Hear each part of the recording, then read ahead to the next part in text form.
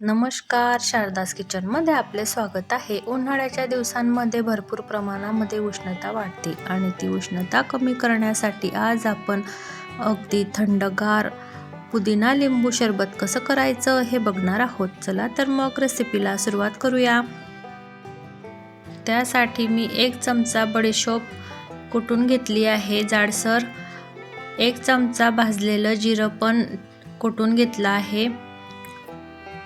1 वाटी गच्च भरून पुदिना घेतला आहे. देठाय सकटच घ्यायचा पुदिना, पानं घ्यायची नाही. पोहे खायचे 5 चमचे साखर घेतली आहे. साखर तुमच्या आवडीप्रमाणे, आंबट गोड किती हवा आहे त्याप्रमाणे तुम्ही साखर घेऊ शकता. 1 मोठ्या आकाराचा लिंबू कापून घेतला आहे. थोडंसं साधं मीठ आणि काळं मीठ पण घेतलं आहे चवीनुसार. सर्वात आधी आपण मिक्सरच्या भांड्यामध्ये पुदिना टाकून घेऊया.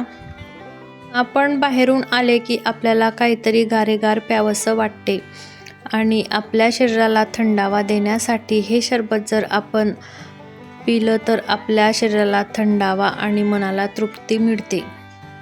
पुदिना टाकला की त्यामध्ये लगेच साखर टाकायची.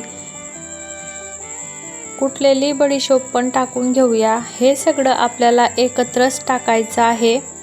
हे सगळं पाणी न टाकता मिक्सरला फिरून घेऊया. बघा, पाणी न टाकता आपण हे छान मऊसूत करून घेतलेलं आहे. आता आपण त्यामध्ये अर्धी वाटी पाणी टाकून 1-2 फेर अजून फिरून घेऊया. मी माठातलं थंड पाणी घेतलं आहे. बघा, आपण हे पाणी टाकून फिरून घेतलेलं आहे. छान असं बारीक झालेला आहे. आता आपण हे गाळून घेऊया. मी बाउल घेतला आहे. त्यामध्ये आपण गाळणी ठेवूया ज्यूस गाळायची. गाळणीच्या साह्याने हे गाळून घेणार आहे आपण, जेणेकरून जो चोथा असेल पुदिन्याचा तो निघून जाईल. आता आपण त्यामध्ये थंडगार पाणी टाकूया. मिक्सरच्या भांड्यामध्ये मी 1 ग्लास पाणी टाकून घेतलं आहे. तुम्हाला सरबत किती प्रमाणामध्ये करायचं आहे त्याप्रमाणे तुम्ही साहित्य आणि पाण्याचं प्रमाण घेऊ शकता. 2 ग्लास पाणी टाकून घेतलेलं आहे मी यामध्ये. बघा, छान असा हिरवागार रंग आलेला आहे सरबताला. आता आपण त्यामध्ये लिंबू टाकून घेऊया.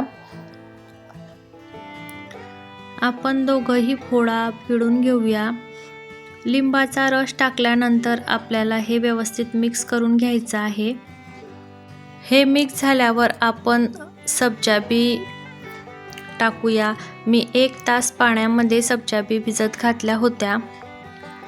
तुळशीच्या बिया असतात त्यांना सब्जा बी असे म्हणतात.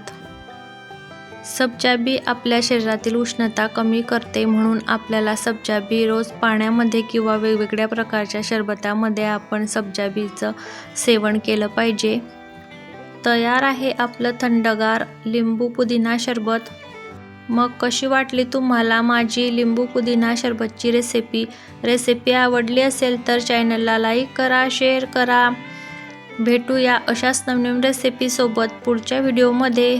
तोपर्यंत धन्यवाद.